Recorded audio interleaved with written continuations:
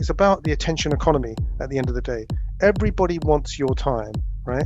And the kind of time before you actually say, hang on a second, that's been more than 15 seconds on a website. I am not going to carry on because I haven't got time for this, right? It's the same with a podcast. If you listen to it after a certain period, it'll be like, actually, this is not really resonating. So that may be down to voice. It may be down to subject matter. It may be down to the fact that, that particular subject this week is not something that you're really interested in.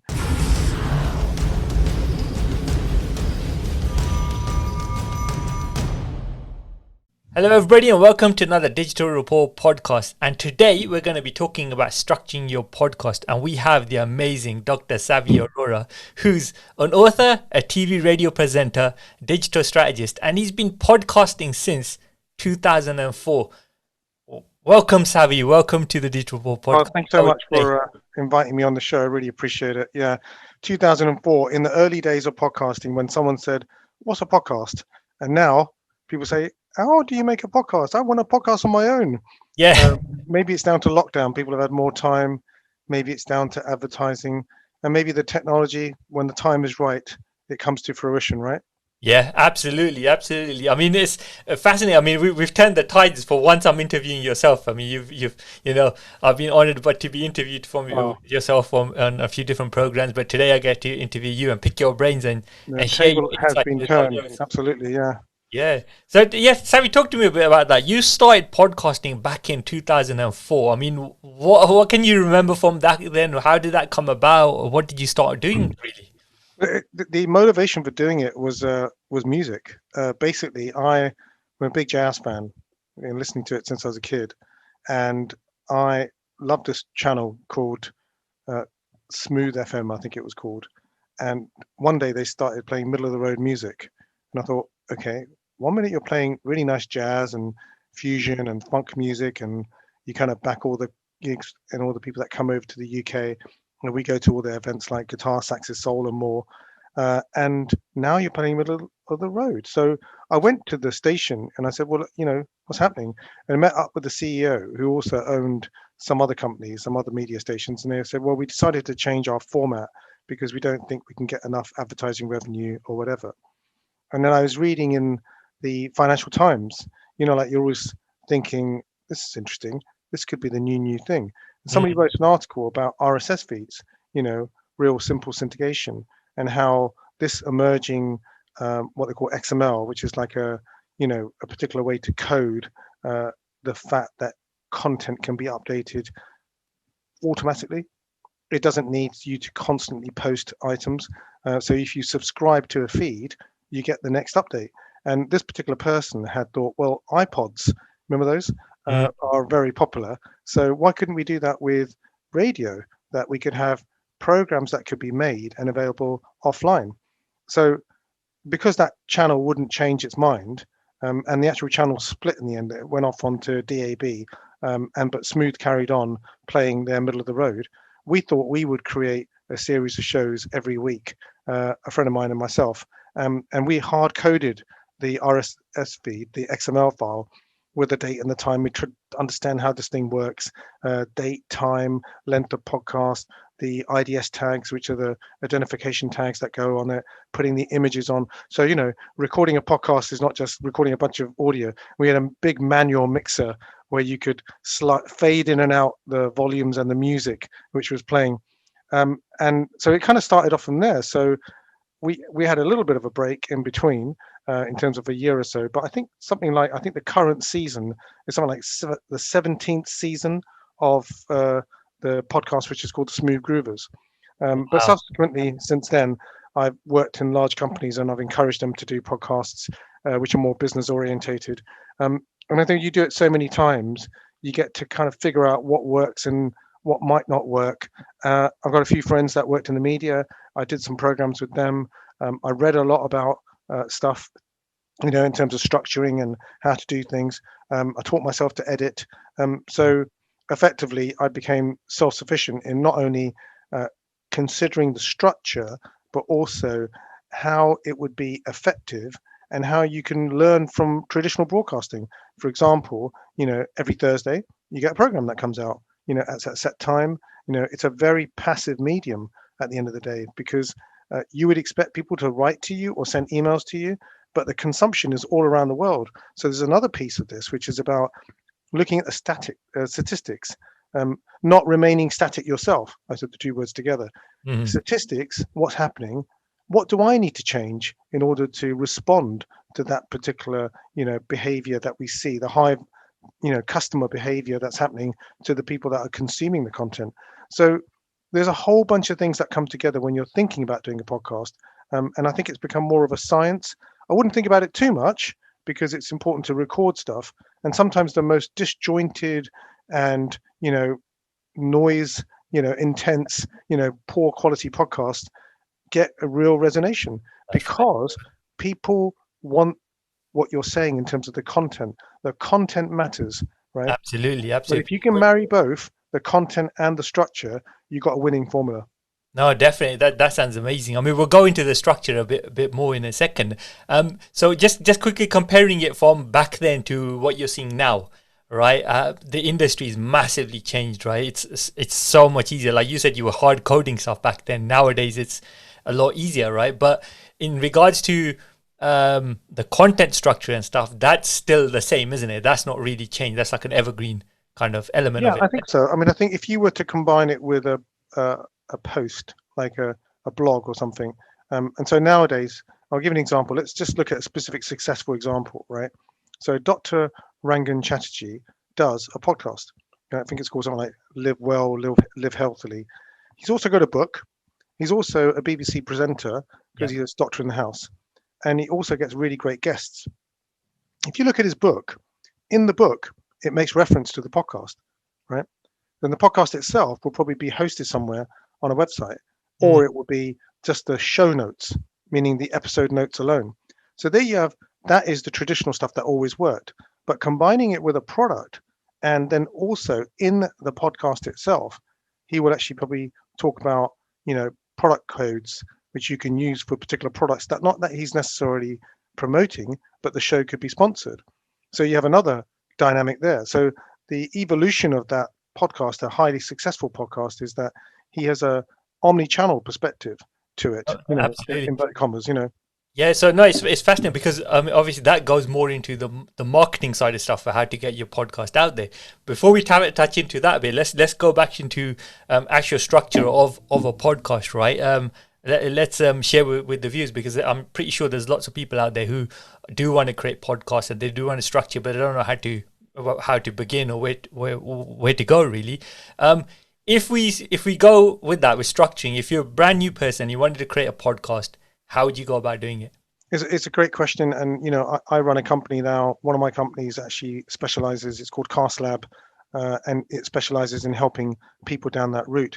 Um, One of the things that they say as an exercise that you need to do is you need to think about your end consumer.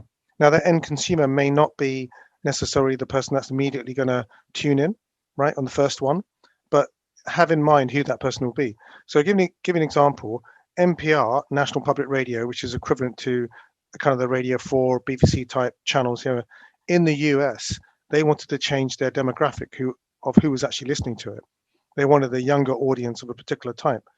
So the exercise to do, first of all, is to type keywords into Google, look at images, try and find an image of an ideal icon that you're actually going to basically go for. Like when I mean icon, I mean like an That's image an of avatar someone. type thing, Yeah, right? an avatar. Yeah, exactly. Profile of the type of person who's after Absolutely. And interested then to have. and then there's the kind of like, it's a them and us, and the kind of so what kind of questions that you need to start asking. So let's talk about a real example. A couple of days ago, I was contacted by a charity who said, "Oh, we'd love to do a podcast. It'd be really, really good." Well, okay, so what do you want it to do? Well, we want it to feature the charity stakeholders, the governors, and also the end people that actually consume our service. Well, hang on, you're talking two different things here. Are you talking about the service you provide as a charity, or are you going to feature individuals in the actual podcast itself? But then we'd like to also link to the council, because the council give us funding, and it'd be nice to kind of talk about things that are common to them. So this particular group, so what I said to them was, well, let's think about it in four parts. And structuring is what it's all about. to think about the structures. You haven't even cut code. You haven't, written any content yet. You're just purely thinking about the concepts around it. So structures are important. An introduction, which would be common every time. There would be something to do with the charity, not to repeat it again and again, but what's new this week in the charity.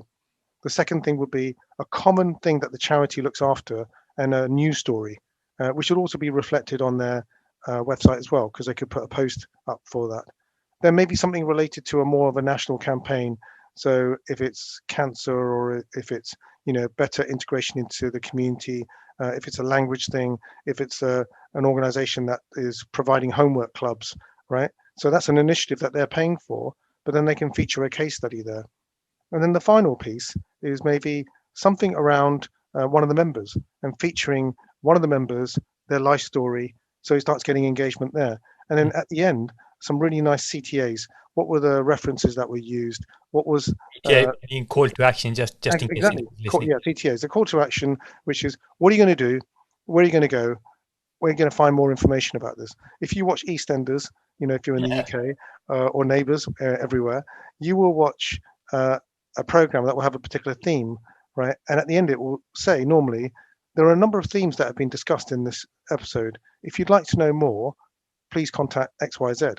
So, in the same way, what you've got there is not only a structure that supports what you're trying to do as an organization, if you're corporate or charity, but it's also featuring people.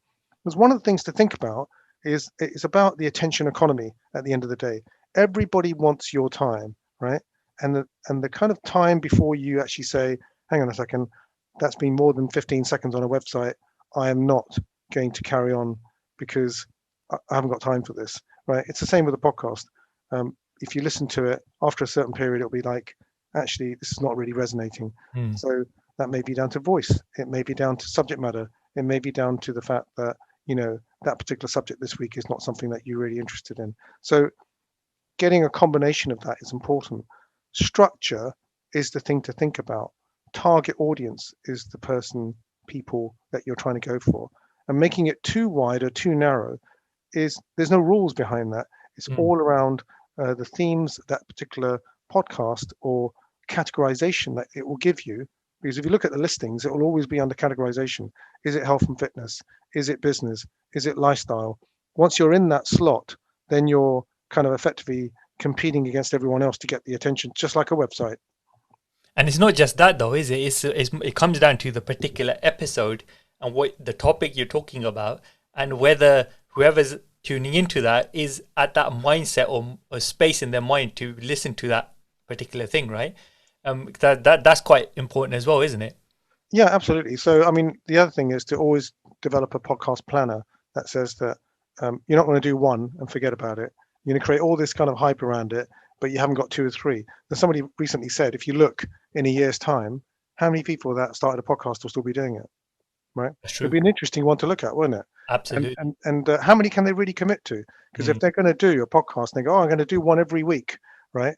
Um, if you're someone like Ragan, who's got, probably got a team behind him, and he's got the backing of the organization like the BBC, which has got that endorsement, that branding, that's quite powerful. But I still come from the school that says that, I'm optimistic. I still think if you have something of quality, it can resonate and it can rise in popularity. It's hard because you don't get as much push. And if we give you I guess, an analogy, when I was podcasting in the beginning, I was in a swimming pool, right? And there's only a few people swimming in that swimming pool. Now I'm in the same swimming pool, but the lanes have opened up and there's professional, swimmers going up and down, up and down, up and down. So do I feel bad about that? Well, actually, I feel good that there's more people. It gives me more of a challenge to do, but it also means that I need to really focus in on what everybody else is actually doing in order to get something that's distinct, something worthwhile, something that is worthy of being good. mm. But then again, if you've got a niche market and nobody else is going to listen to the other lot, then why not carry on? It's all about stats. You need to look at that as well. But if you're like me and you love doing it, regardless, you're going to do it. But not everyone's like me. They want to see some Carry on value out of over it. 15 years, right? Exactly. Yeah. I'm still flogging it. No, that's fantastic. I mean, what I'm getting from that is, I think for beginners, for example, there's a massive, they need to have a reason why they're doing it, right? It's like, why are you going to do a podcast? What's your intention behind it? What's your purpose? And then from second to that is, who is this going to benefit? Who's going to resonate for it? Who's your target audience around that? Yeah. Um, so that's very fascinating, because you're right though, because if you don't have those things in place, are you going to commit to a long term, go at it, giving it a go, right? I give an example. I remember when I kind of first came across podcasting, I was listening to a marketer who said he'd done 50 podcasts before he found his voice, right? Yeah, And I thought, absolutely. Yeah, you can do that. Absolutely. Yeah. you know what I mean? And for me, that was like encouragement to say, well, um, 50 podcasts is quite a lot, but it's not a lot either. But it's a commitment, isn't it? Yeah. It's a So that commitment. thing you Yeah. mentioned about commitment is quite important as well. What does that 50 podcast look like? Is it going to be something like, um, I would say one a week, Mm, right? Are you going to take any time off? Who else is supporting you while you're doing it? yep. What's the production time? Let's just think about this production time. If it's going to be half an hour, that's at least, 2 to 3 hours worth of research, and at least two times the amount of time to actually edit it, right? The other thing is, it's an interesting thing you make a point about he actually found his voice after 50. One of the bits of advice I would give is it's not about name necessarily. It's about seeing whether or not you make the draft version, don't make it public, but very quickly get constructive feedback, not critical feedback. There's a difference. Constructive feedback, so that you're able to change it, tweak it, and get it kind of like, even if they re-record certain bits, right? So that you can improve the quality of it, not because you never get a second chance to make a first impression, but because it's just hard to get back on track, because then you lose that kind of the original momentum for why you did it, right? But saying that, life is about experimentation as well. Certain things work. Twitter started off as a podcasting site, and Mm. then eventually it became a messaging site.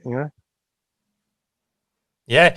No, definitely. I mean, it's important to, um, yeah, like you said, the frequency and how much you commit to it. And the most important thing is practice, isn't it? Because I think what a lot of people do when they start off a podcast, they see people out there creating these podcasts, intros, outros, decent quality products, right? And the people they're listening to are speaking quite well as well.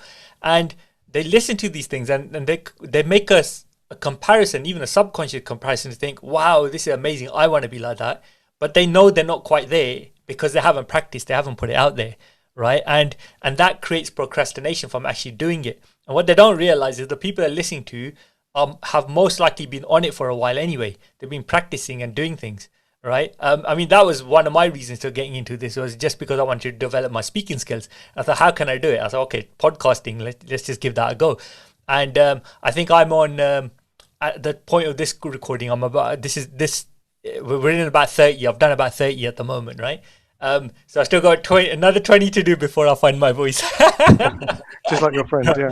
Yeah, Yeah. but you're right. I mean, and I listened to like the first one I created to where I am now, and with practice you get better. And I think that's quite important for people to understand is, don't be disheartened by anything. It's just like what you said, commit to it, be consistent with the frequency, structure in the sense that who is your target audience, why you're doing it, and then put it out there, get the constructive feedback as well. Let's talk a bit about the actual structure of a podcast. I mean, what Sure. should actually be in it, if that's all right? I just wanted to quickly go back to this, the thing you're saying about practice makes perfect, but it's also about the research as well. And they Mm, say the best interviews, especially because different podcasts are going to be different types of podcast, just kind of leading on to the structure. If you decided to do a podcast which is more documentary orientated, well, mm, what's the difference between that and other things? So you would want to, if it's just you talking, right? Because one of the things to bear in mind that is that the difference between a podcast and anything else, it's about an intimate relationship. Someone has plugged you into their ears, right? If it's a late night listen, it's like an audio book, but it's not a narration. But if you decided to do a narration orientated audio book type, there's nothing wrong with that, right? yep, There's yep. no hard and fast rules in podcasting, but it is about, like I did a podcast about Apollo 13 been a successful failure. And we were looking at how teams work together. There was Mm. a specific business podcast on collaboration skills. And so I took an extract, and again, you have to be careful about taking extracts, whether you got rights to it or not. If it's Creative Commons copyright, all kinds of things in terms of the music, copyright, royalty free. There's a completely different, discussion in that. And then having taken a little clip, Houston, we got a problem, and then you talk about it, and then you go. The next bit is we've got to get this, bit of thing around, object into a square hole. And then so sometimes you're using different techniques to emphasize the actual thing that you're trying to talk about. So that's more kind of like narrative, one person talking, structured. I'm going to introduce the subject. I'm going to talk about it for a bit. I'm going to bring some examples in from elsewhere. I'm going to bring a guest in. So it's about segment, how do you break the segments up so they're easily bite-sized chunks? And the other beauty of that is that you may do another podcast and say, hey, this is what we spoke about in the previous one. So this is kind of like the repurposing. So structure is quite important because you can develop some assets that you could recreate. Like you've got sound effect ones, haven't you? Mm-hmm. Right. So Yeah, that's right. you bring them in at the right time, and that's more kind of like a live type thing. But it's something that you want to do, and it makes it fun, right? Yes, that's right. So structure typically tends to be, if it's an interview between 2 or 3 people, right? There is always this issue about people talking over each other. There's Mm. always an issue about ums and ahs, which you can edit out, right? But the important thing is to take a little tiny, almost like a summation of what that podcast was about. Something so radical or something so eye-opening that was in that podcast that you can put in the first 15 or 10 seconds of the podcast, right? Like a hook, right? To hook them Like in. a hook. Yeah. Yeah. So as soon as you switch it on, you go, oh, that's really interesting. Mm. And then you pop into the intro, which is normally common, right? Very short. And then you've got your structure. And typically the structures would be what we're going to talk about, who's going to be the person, why is this important, why you should keep listening. And there's so many devices that you can think about during your narrative. Things like coming up, we'll be covering this. Oh, by the way, coming up in about another half hour, we'll also be talking to Mrs. Y, right? Or Dr. X, who's a specialist in, Marvel comics, So do you know what I mean? It's like Yep. you're preempting and you're keeping, it's just like radio, you're keeping the person interested, right? Yeah. Or coming up in the next hour, we've got this. So you're introducing the structure from the beginning. Then you've got a middle bit, which is probably normally the bulk of it, right? And if you componentize, which is what I call it, the podcast, you would record an intro, which would always be common. You'd Mm. always record an outro, which would be common with if you want to learn more, if you want to visit me, if you want to send me an email, Yep. if you want to visit my website, you can find the episode notes, right?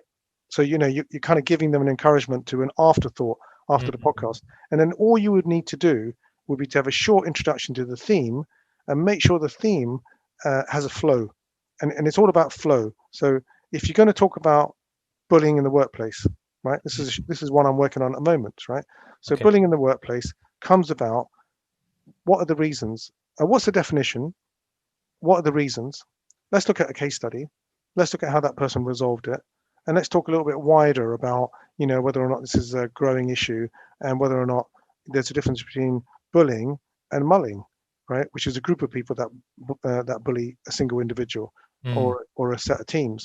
So you're automatically opening up the discussion, and then you leave them with some things for them to think about. So structure is important around the theme, but it's also important from a perspective of making sure you bring in good statistics, good subject matter experts, little extracts that you can find that you can squeeze in. So even if you're both on the interview, you see it sometimes on TV. They'll go, well, let's have a look at the government stats. They show the stats, right? Well, you can do that audio. Let's have a look at the stats. What are the stats telling us? What's your view on this? Mm. Why do you think this is important in your view? Or do you think that we should compare those stats to other stats? So you maintain the interest, but that particular structure of the podcast is reinforcing the theme that you originally started off with. But you see, the thing is, you don't do that necessarily on the fly. You could, it's dangerous because it could go down a particular tangent.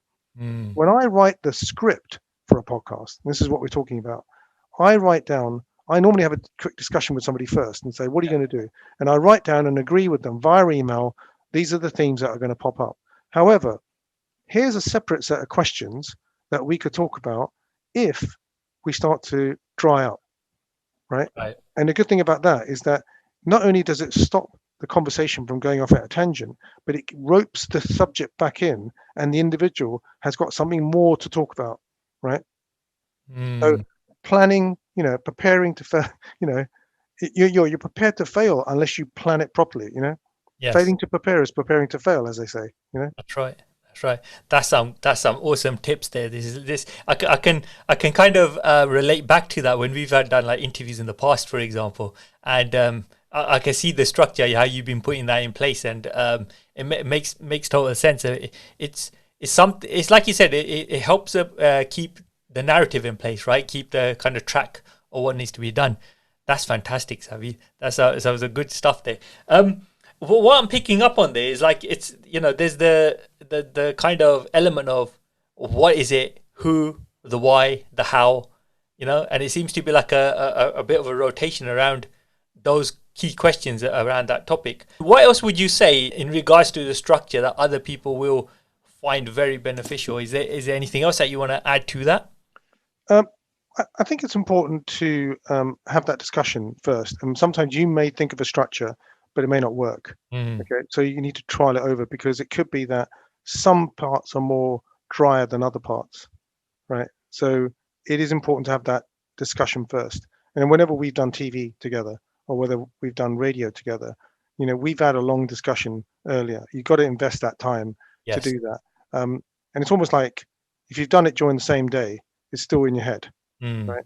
Um, I would I would have those bullet points handy. mm, That's important. The three, you know, core areas that you're going to cover would, I think, be the most well rehearsed you can, yeah. right? And that would be a tip from my part. Knowing your person that you're going to interview, right, is quite important too. Knowing them well, knowing what they've read, what they've done, some of the things that maybe they can't remember, right, but you could find are relevant as well. You won't be able to document everything. That's the Mm, thing. You won't be able to get it all on paper.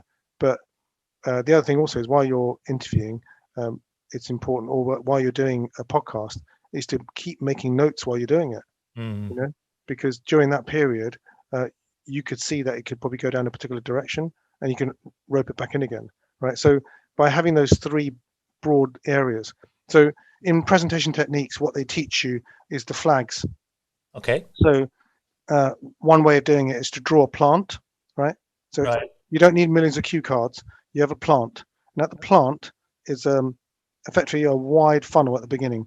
You Hmm. introduce the subject really wide, and then you home down into three. But when you're moving between one subject to the next subject, the linkage is the flagpole, right? In order for me to get to the next part. So if I'm talking about swimming pools, and isn't it great to have swimming pools and temperatures and all the rest of it is supposed to be important, but how important is it also to have a good lifeguard? And what about the training? So the next part you talk about, so that's your signal in, your segue into the second part. So anything you can identify that would be the segue in, which is a flagpole to the next subject. Then the final piece, once you've spoken about all those, because you've got those on, and the reason why I mentioned the plant is that these are leaves which have like a tree and branch on them, right? And at the end of that leaf is the flag, which is actually pointing you to the next leaf. So you've got three leaves, and then you've got the key subjects that came out of each one of those three leaves, and those are your summary points. And then before you close, you widen it out again to say, "Oh, it's so great to see you, and we look forward to seeing you." And here's a lot more information and information resources that you can go to. So you funnel them in. You pick particular topics. Each topic is linked by a flagpole, and then you broaden it out just before you summarize the key topics from each one of the leaves. And if Right. you've got that on a diagram, like a single diagram in front of you, which is called a flower diagram, Mm, then you can actually, and if you look at a really um, good presenter, they normally follow that model. They'll right. bring people in, they'll talk about three subjects, they'll link between them really carefully, they'll summarize them, and then they broaden it out before they leave the audience. Mm. That's a very, very powerful tip. Something I'm going to start to utilize as well. So thank you for sharing that, Savi. So Right? it's good to draw it as diagrams because Yeah. when you've got the leaf, which is it's almost like like a mind map almost as well, but yeah, exactly. I think they call them fish bones, right? okay. But the fish bone is surrounded by cause and effect, cause and effect. But in this case, the top bit and the bottom bit are the different subjects. They're not linked. Yeah. So, if you were talking about that example, which was swimming pools, then you could, one of the leaves or the whole subject is around making sure that you get the chlorine, you check it on a regular basis. It's all around the water. The Mm, next part is about safety, which is another leaf, and all the subjects that are around that. The third part might be the fact that what's the difference between outdoor swimming in the open versus a swimming pool? And at the end, you summarize each one of the key points from each one of those three topics that's related to the subject. And then you say, good luck with your swimming because it's really good for strength, stamina, and suppleness. So you've kind of broadened it out, but you've left the person with a consumable set of content that mm. they can very easily digest because the flow between all three is kind of signposted before you move to each subject. Yeah, Right. Wow. So is that something? Well, you that works really well in interviews, but it can also work in like if you're just doing just you're just talking to yourself, for example, absolutely. in one of those podcasts, you're just following I suppose in that kind of context, it's even more structured because now you're not having a conversation with anyone else. You're talking about something, so you can move from one thing to another Yeah, a lot absolutely. better. Or things that I missed out. Or by the way, can you Yeah. take you back to that? The only thing I would say though, the cautionary aspect of this is that you don't want to make it too obvious, right? Hmm. You want to make it so that it's seamless in terms of its transition from one topic to the next topic. Yeah. You don't want to make it too obvious that you've suddenly cut off the summary and you're talking about general stuff because you're going to close it, right? Mm. Because the problem with that is that it becomes disjointed Yeah. and there's too much interruption in that, And then again, you can also use whatever device you want when you're talking to let the other person segue into the next bit, right? Or let them do the close. Experiment a little bit. Yeah. Nice to have co-hosts. That's Mm. quite useful. It takes the pressure of one person Yeah. to do it. It makes Yeah. it more No. fun. Definitely, and it's yeah. I mean, this is fantastic. I mean, like just sharing from myself. There's like been so many things that you can know beforehand, but sometimes you just got to dive in and just do it and learn experientially. And I think that helps kind of strengthen it. But if you've got that pattern or structure to follow, it just makes it that much easier because you're Absolutely. not trying to make things up on the spot. Um, I think that's so amazing. Just some really useful tips there, Savi. You're welcome. You're not bad. Oh, thank you. Well, you should hear the podcast. They're terrible. No, just kidding. No, but talking about podcasts, I mean, you've got the Being Business Savvy show, the Smooth Right. Grooves licensed review program, the Cast Lab experience, Seek Within, and you do Radio Hillingdon, Sky TV, right? That's Yeah. you Yeah. know, So Radio Hillingdon. So very honoured that recently I won the award for a yeah, documentary in the UK. That was fun. And congratulations. thank you. Yeah. And then in terms of the being business savvy, yeah, that's more around structuring and all those good things. So Yeah, it's important to to talk. The Cast Lab experience is about podcasting. yeah, Being business savvy is purely around the fact that there's digital strategies. What's the best way? Finding people that can do stuff. I do another show, which is also a video on TV on Sky, mhm, one of the Sky channels. But I turn that so I repurpose content. That's the other thing to think about yes, is yeah, that you can always take extracts and redo it and or actually knock it out or make compilation shows from your last five. And that's an episode in its own right because that can send people back, to do that.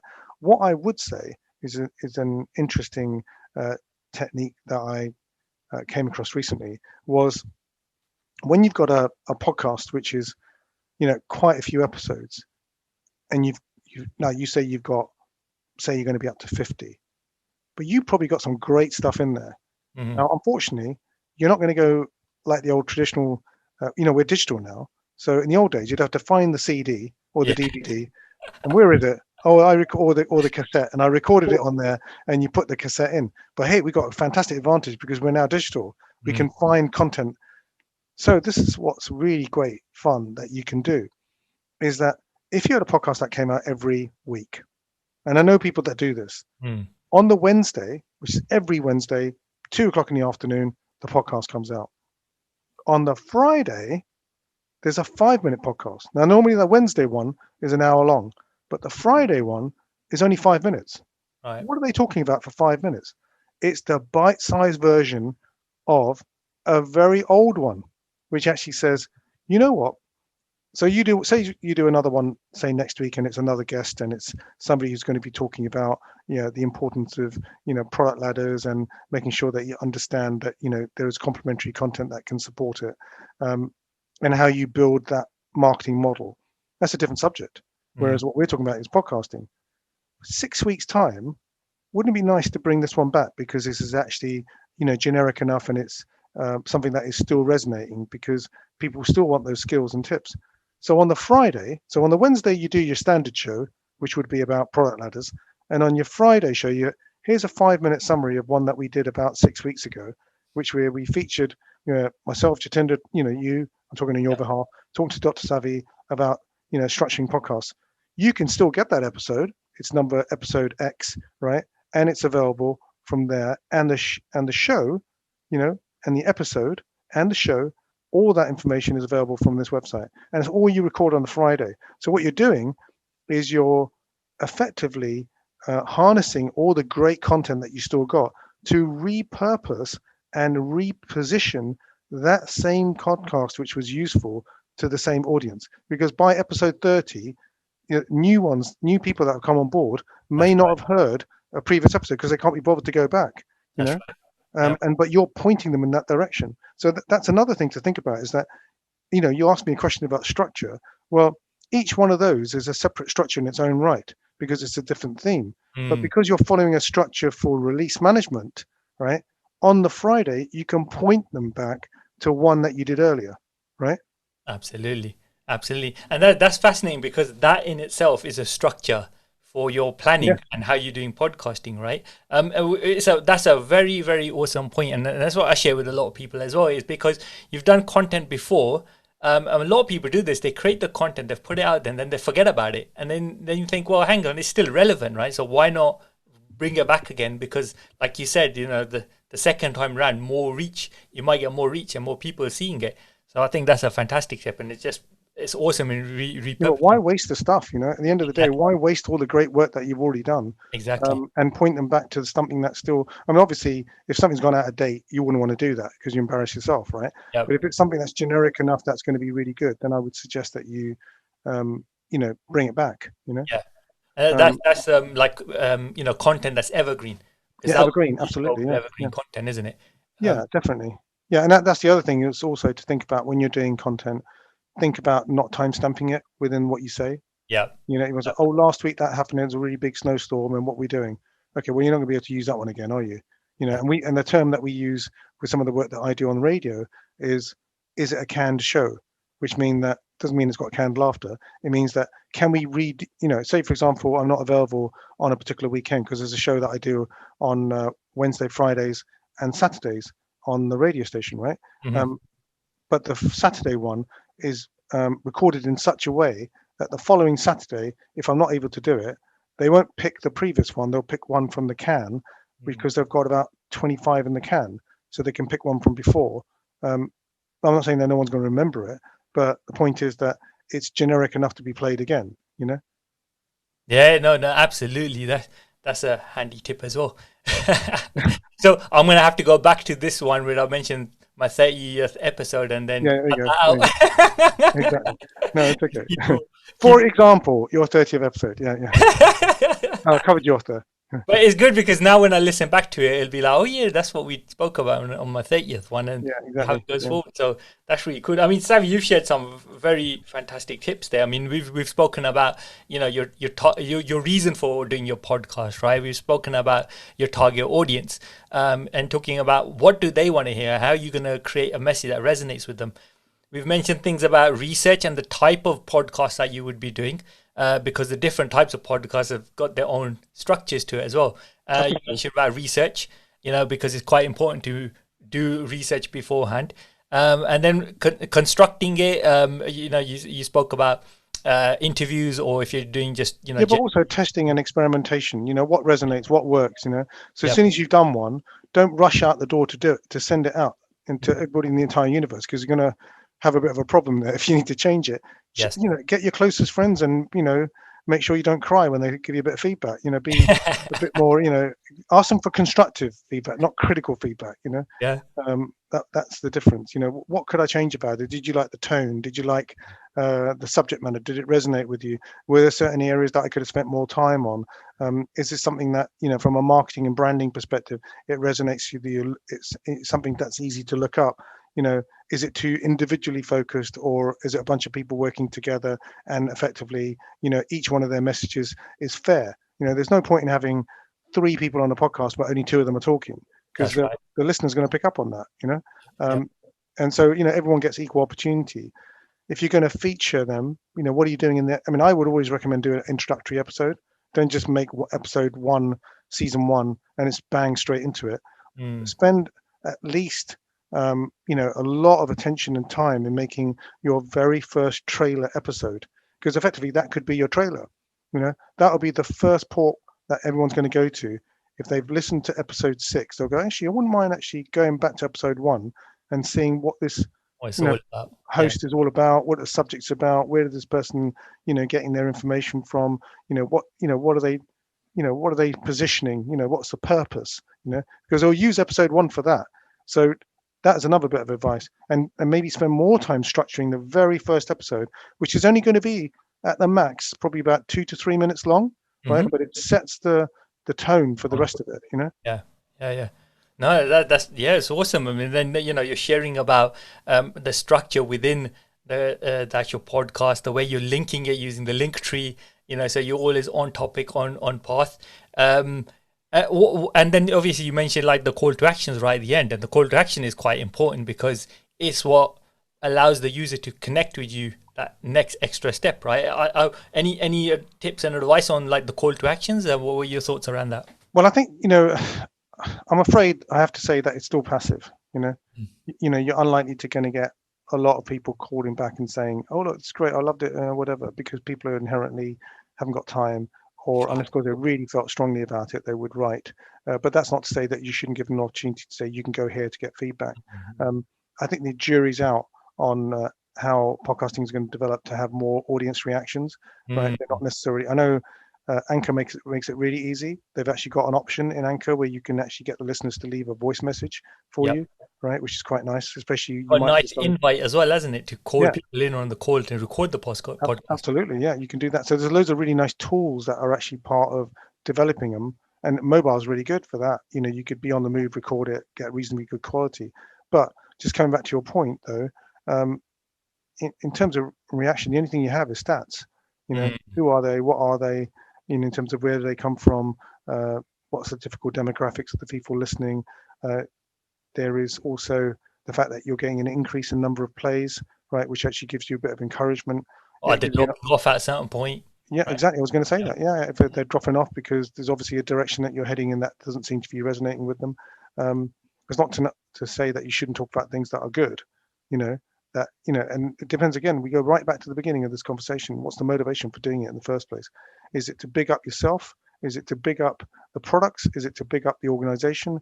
Is it to feature individuals and make them shine in your podcast, and you're just a facilitator for that?